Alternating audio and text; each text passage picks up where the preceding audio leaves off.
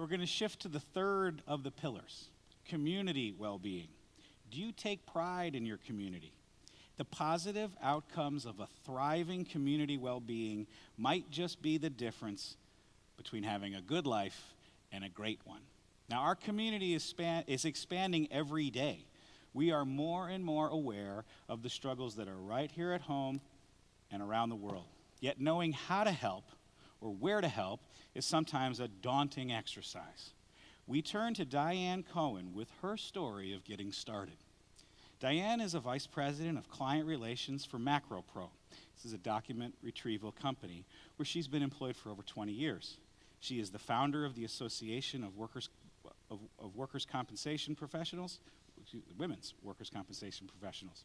She has worked on copy service reform in Sacramento, and she has been the recipient of the Integrity in Workers' Compensation Award, the Standard of Excellence Awards, and has been honored by the City of Sacramento for the charity work that she and her husband have done for the community. Although proud of her many accomplishments in the industry, she told me her life's work, the thing she's most proud of is raising a United States Marine with the love of her life over the last 33 years, her husband David. Here now is Diann Cohen with her story of Thanksgiving.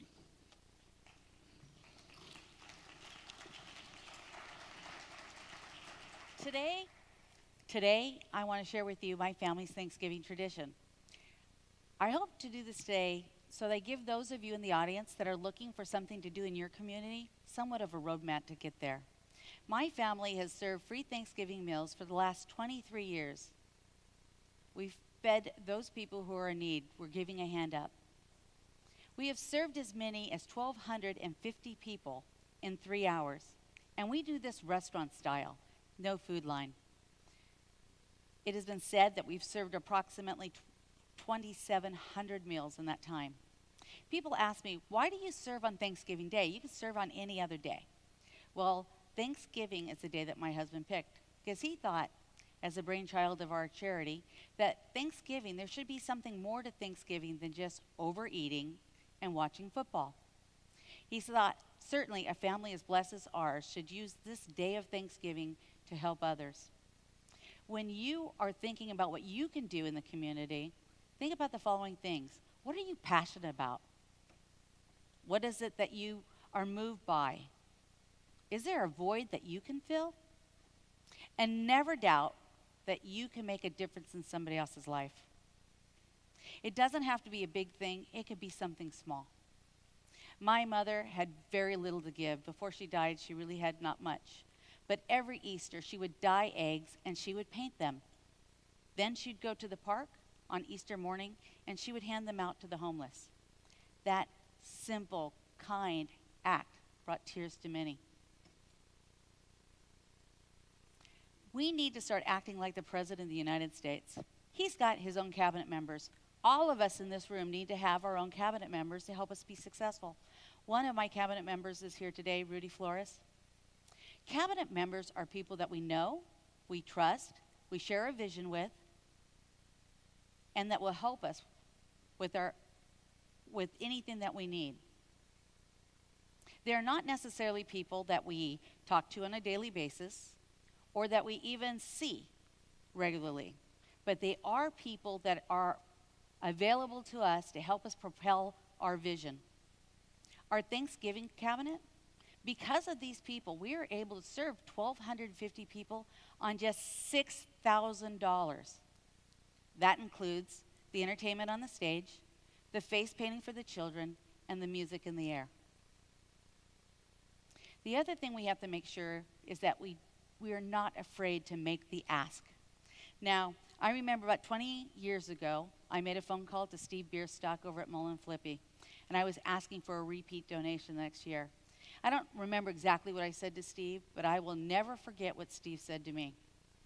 He said, Diann, don't you ever apologize or feel bad about asking when you were serving others. For the rest of my life, those words will resonate with me. I wasn't asking for a donation to go on vacation. I was asking for a donation to take care of our community, the same community that he lived in. We need to make sure, too, that we don't worry about it being enough, because practice makes perfect, And guess what? Perfection is not required.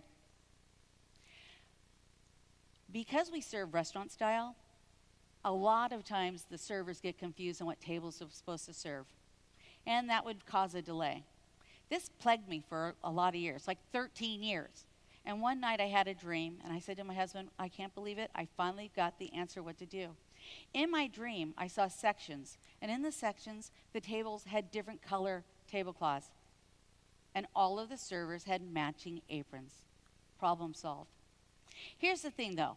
Not one of my guests cared that it took a few extra minutes for somebody to figure out if they were going to be served. None of them cared about that.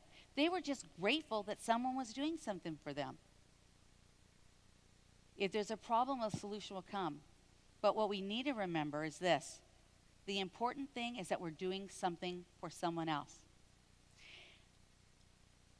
After doing something for someone else, we need to evaluate our success. So I remember our first year. We had approximately enough food for 300 people. If we served 75 people, that would have been amazing. We were in the wrong location. However, there was a mother there, and she brought in her 7 children, and they were in their Sunday best.